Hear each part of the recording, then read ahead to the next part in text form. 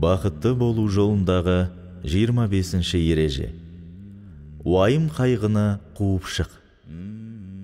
Босаңсымаңдар, әрі қайғырмаңдар. Егер иманды мүмін болсаңдар, сендер жоғардасыңдар. Бақара сүресі 139 аят. Қайғы сөзі уайым сөзімен бірге уайым қайғы ретінде қолданылады. Бұл екеуінің арасындағы айырмашылық, егер болашақта орындалатын іске байланысты болса, ол уайым, ал өткен іске байланысты болса, ол қайғы. Қайғыру үміт отын сөндіреді, қайратты әлсіретеді. Қайғыру дененің тіршілігін тоқтатып қоятын сал ауруы тәрізді. Бұның себебі негізінде қайғыру адам баласын алға жылжытпай тоқтатып қояды. Қайғырғаннан жүрекке келер ешқандай пайда жоқ. Сонымен қатар қайғыру шайтан үшін өте сүйкімді нәрсе. Өйткені ол адам баласын қайғыртып, жолынан қалдырады, іс әрекетінен тоқтатады. Дегенмен, әлсіз пенде болған соң қайғыға салынбай тұрмаймыз. Сондықтан да адамдар жәннатқа барған кезде, барлық мақтау бізден қайғыны жойған Аллахқа лайық дейді. Фатыр сүресі 34 аят. Біл, адам баласына еркінен тыс бірер қайғы жетсе, ол сабыр сақтаса, сауапқа кенеледі.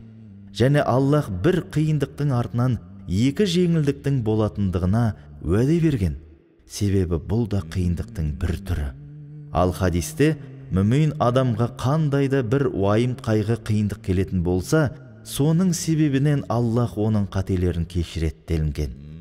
Қайғы келсе, қол қусырмай, бірден шариғатта көрсетілген тәсілдер мен дұғалар арқылы қайғыны қуып шығуға асық.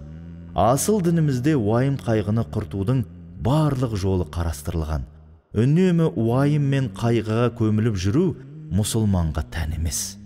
Дін жолында ешкім бастан кешіріп көрмеген небір қиындықтарға ұшырадым деген пайғамбарымызды ешкім ешқашан қабағы қатулы, мұздай мінез, маңайына ызғар шашатын кейіпте көрмеген.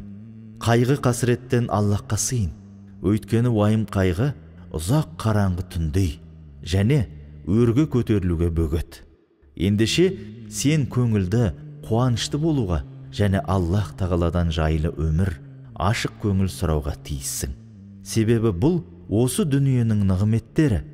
Бұл жайында тіпті кейбір ғұламалар жер бетінде бір пейіш бар, кім оған кірмесе, ақыреттегі пейішке кірмейді деген. Аллах тағаладан жүректерімізді иман нұрымен шомылдыруды, тура жолға бастауын және бізді қиын да тар өмірден құтылдыруын сұраймыз.